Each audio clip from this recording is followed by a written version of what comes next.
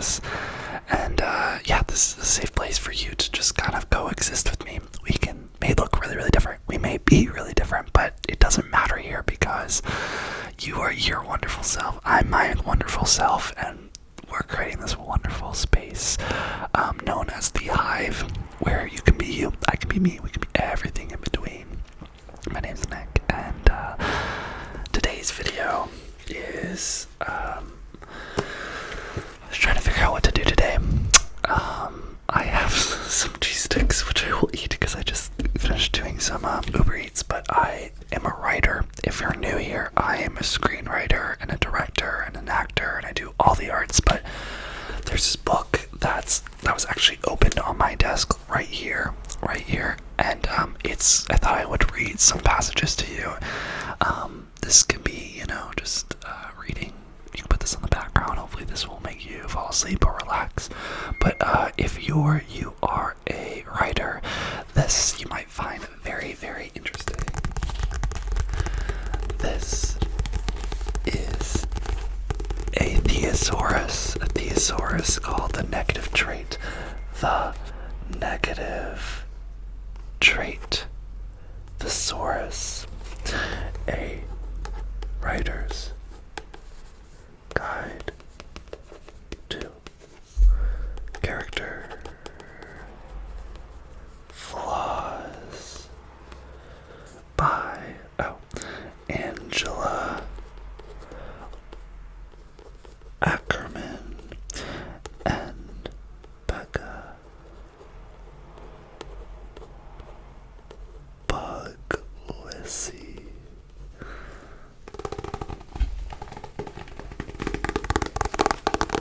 Yeah, so this is a book that I use sometimes to just create characters. A story, in order for a story, like a film or a book to work, you need a character to have flaws to overcome. And this book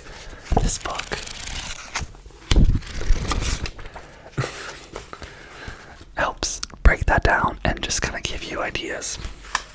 I will start reading, I will read the back, and then I will just kind of like get into it, so just relax and chill out. I am gonna eat a cheese stick. Please don't mind that. Sorry, I'm just so hungry, you guys. And do you ever eat cheese sticks? I don't know. Do you like dairy, like some people?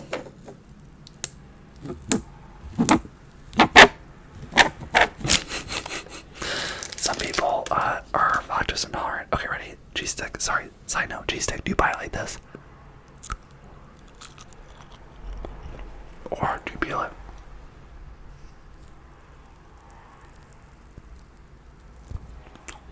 I think the peeling tastes better.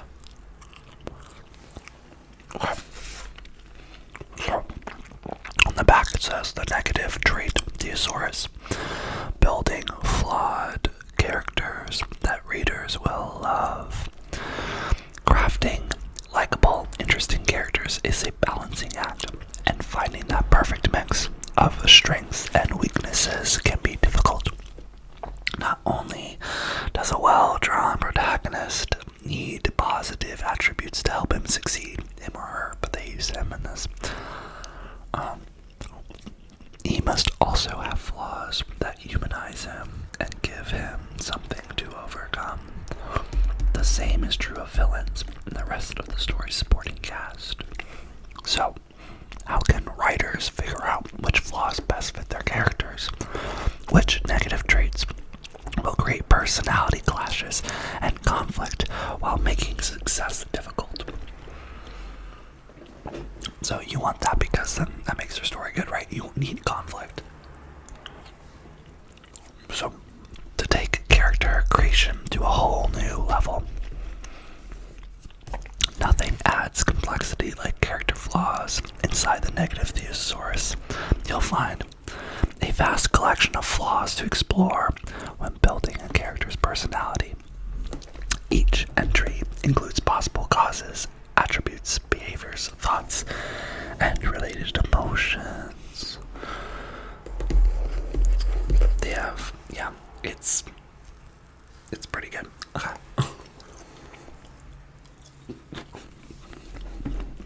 Don't choke. That's the back.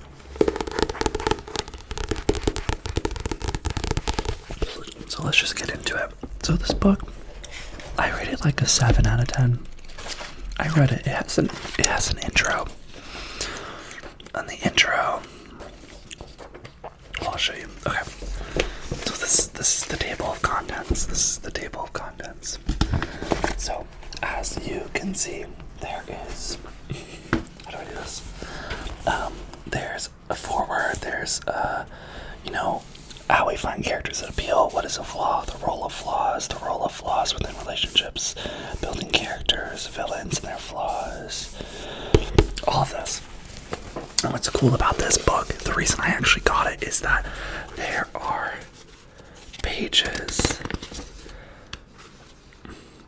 Thesaurus mostly is pages and pages of flaws. So for instance, I'll just read some, so it's all in alphabetical order, but you have extravagant, you have fanatical, flaky, foolish, forgetful, frivolous, fussy, gossipy, greedy, grumpy, gullible, haughty, inflexible, ungrateful, unethical, self-indulgent, self-destructive. And that's what this is. So for instance, we'll just read a couple of these.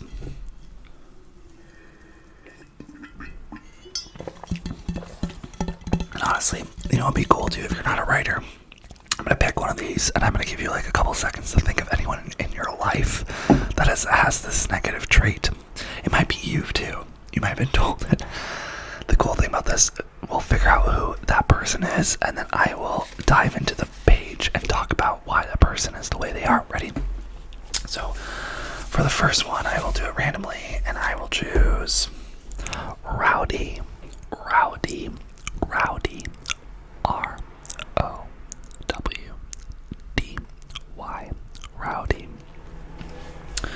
Rowdy is on page 190, so we'll flip there.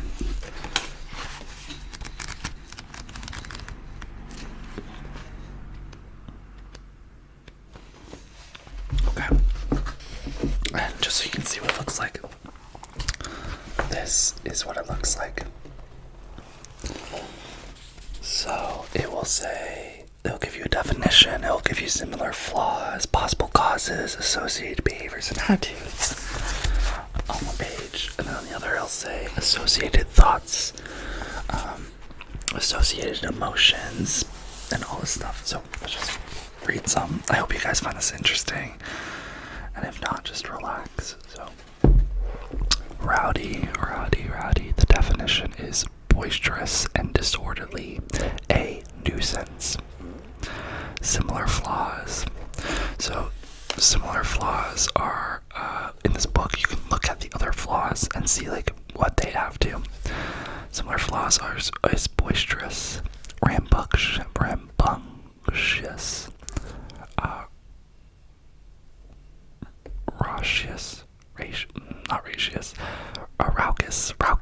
raucous, R-A-U-C-O-U-S. Let me know if that's right, raucous. Rough, unruly. Possible causes.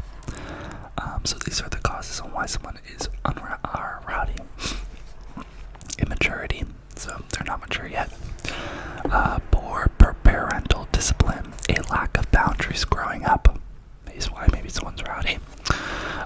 Consistently escaping the consequences of one's actions is why someone's rowdy. Behavioral problems and conditions. Impulsiveness, they're impulsive, that's why they're rowdy. Alcohol or drug use could be why they're rowdy. A lack of social ties to the community is why they could be rowdy. They don't feel connected. Family or environmental conflict, sort of the same thing. A lack of respect for authority or general disrespect for others. Adrenaline surges. Being repressed and controlled by past caregivers. So that's all that. I'm taking my headphones out. I've never done ASMR without the headphones, so this is kind of nice. Okay.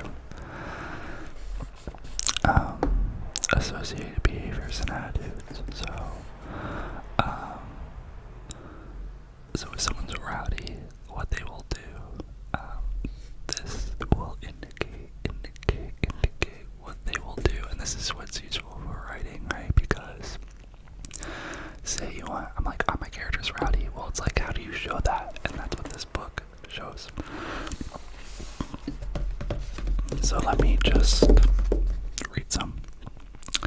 Associated behaviors of being rowdy would be throwing loud parties, defacing property with graffiti, not respecting privacy or boundaries, minor theft, pushing and shoving in a group, talking loudly or shouting when it isn't appropriate to do so, poor social graces, feeling a sense of power when causing disruptions and chaos, making a mess in someone's home, smashing bottles and littering, ranting, shouting, or arguing in a disruptive way,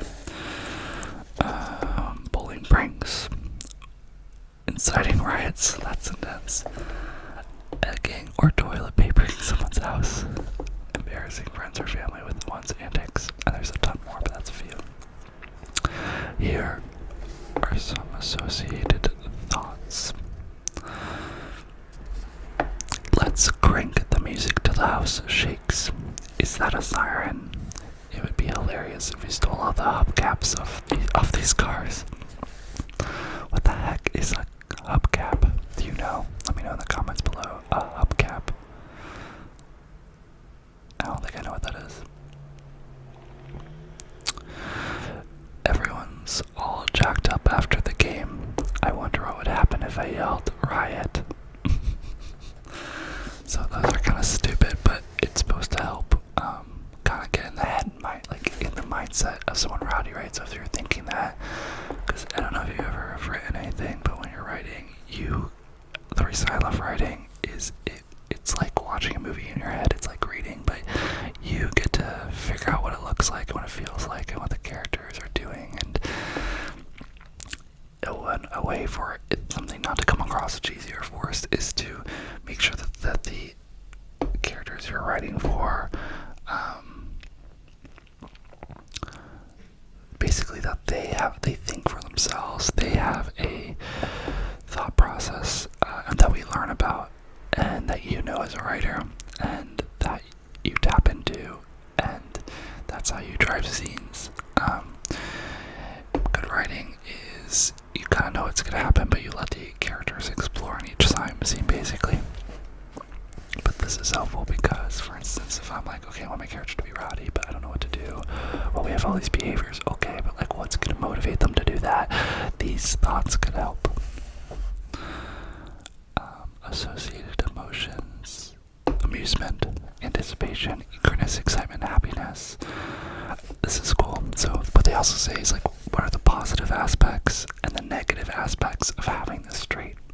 And they do this for every trait. So a positive trait aspect for rowdy characters is that rowdy characters take risks. They're high energy and can encourage others to release their inhibitions and cut loose. They're often the life of the party and are fun to be around as long as their moods don't turn ugly. Negative aspects: rowdy characters are impulsive and don't always recognize limits. A bit of fun can turn into an all-out destruction spree. A rude comment can lead to a shoving match, or a dare can become life-threatening activity. Rowdy characters are likely to take risks and use peer pressure to encourage others to join in, which can result in injury or worse. Some examples from TV: Cosmo Kramer from Seinfeld always makes his presence known by bursting into rooms uninvited, often knocking himself down and talking at the top of his lungs. His hand and body gestures are a danger to himself and anyone within reach, from urinating in public to committing mail fraud. His impulsivity and lack of common sense consistently get him and others into trouble.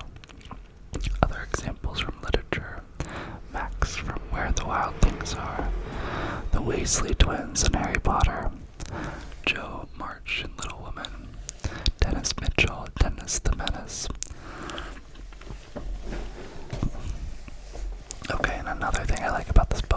always say overcoming this trait as a major flaw. They basically talk about what it's like to overcome this trait. This is the major flaw for the character, and this one says characters who are rowdy to the point of disturbing others or causing chaos need to understand that there is a time and place for boisterous behavior. There is also a difference between having fun and being a public nuisance.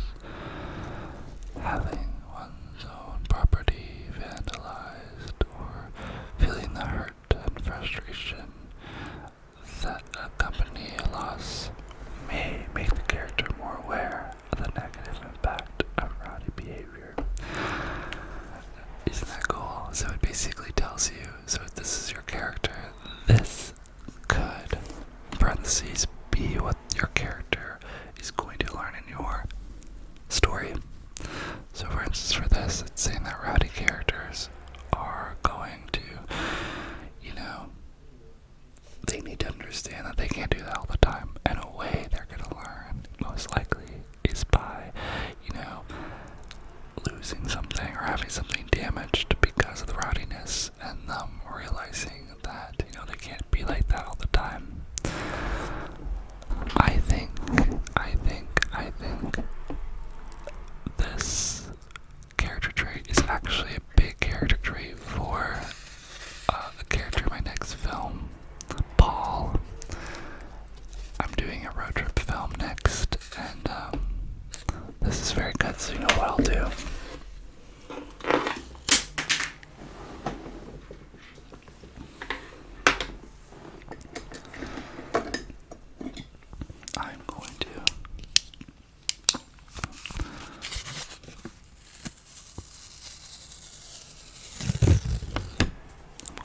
Down Paul.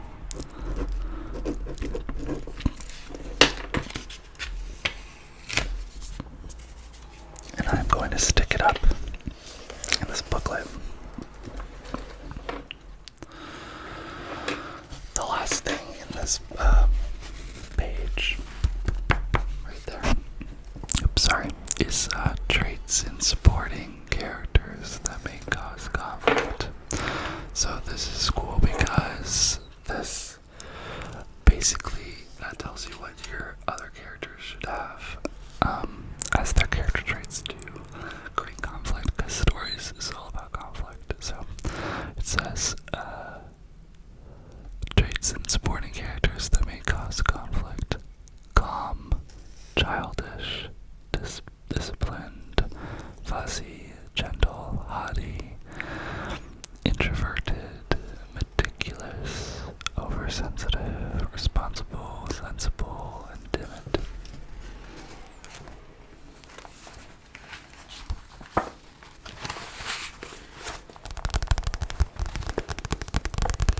I think I'll do one more. So as you can tell from this book, I actually have some post-it notes, and this is actually post-it notes from Flowers, my short film that I am in post-production for right now. I used this book to really help define my characters. So let's look at which ones I chose.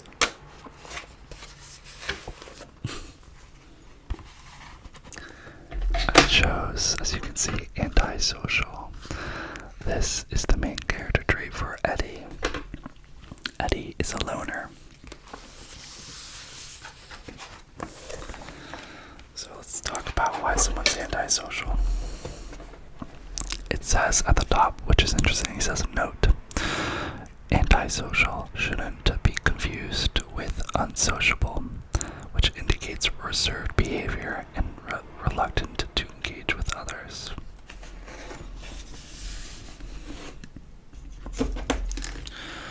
So, possible causes is a genetic predisposition, a lack of empathy, a dysfunctional family life. That was Eddie's. A history of abuse or neglect, having a weak moral compass, some associated behaviors and attitudes. Sorry, I hope the opening this isn't too bad.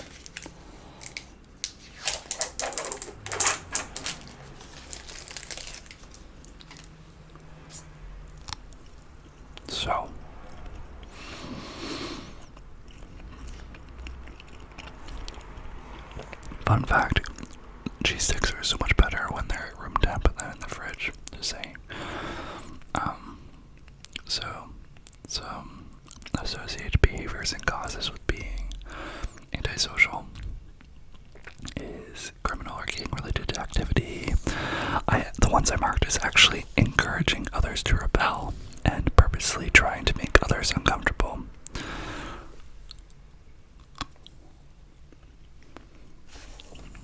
Reckless behavior with little or no thought for consequence.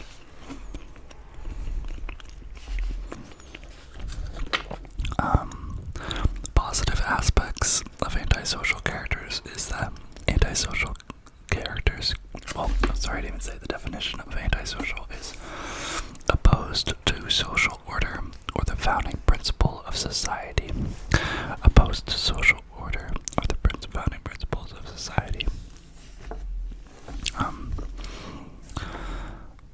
Associated emotions are anger, contempt, hatred, hurt, indifference, rage, and resentment.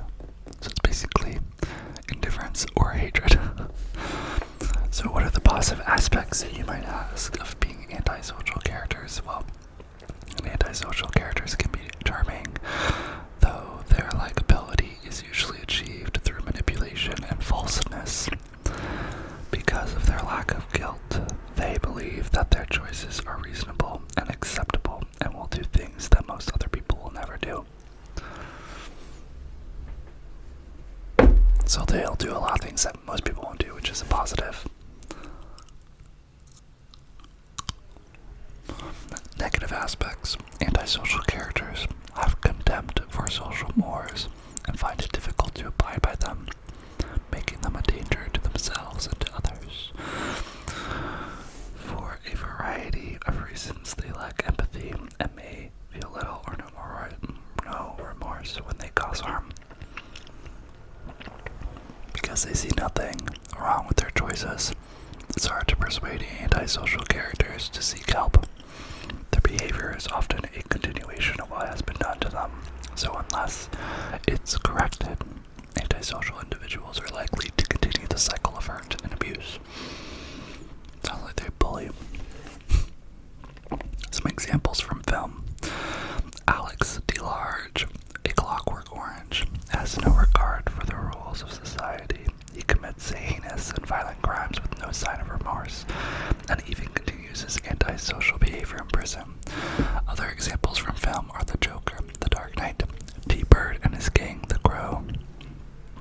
So overcoming this trait as a major flaw, studies show that the longer antisocial behavior continues, the more difficult it is to defeat. So if your character is to overcome this flaw, it would be best if you didn't have to battle it for too long. To change this trait, it would be helpful for the individual to experience an event that clarifies the need for social mores and establishes right and wrong. Traits in supporting characters that may cause conflict: cowardly, just, honest, honorable, meticulous, nagging, perfectionist. Yeah. I lied. Eddie is not antisocial. He is, but not totally.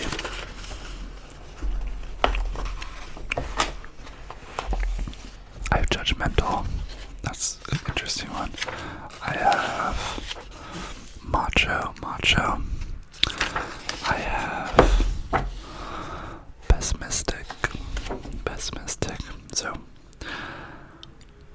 I'm sorry y'all, I'm getting kind of tired, so I think this is gonna have to be the end of this video.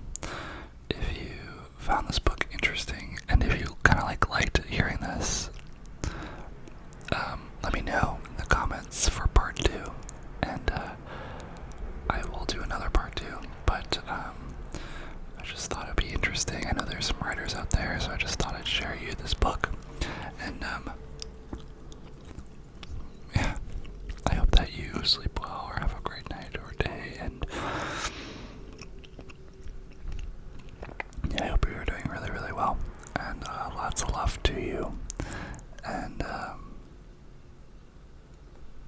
yeah, I'll see you in tomorrow's video, and you know, I always say this, but if you videos. Lets me know that you like them. And also feel free to dislike videos too if you really don't like my videos or like other videos and others. Feel free to dislike some as well. I think that'll help me know which ones are better. And yeah, subscribe if you haven't. I don't know what you're waiting for. I make lots of videos, so yeah, I will see you guys later, okay? Okay, bye. I'll see you, my cheese.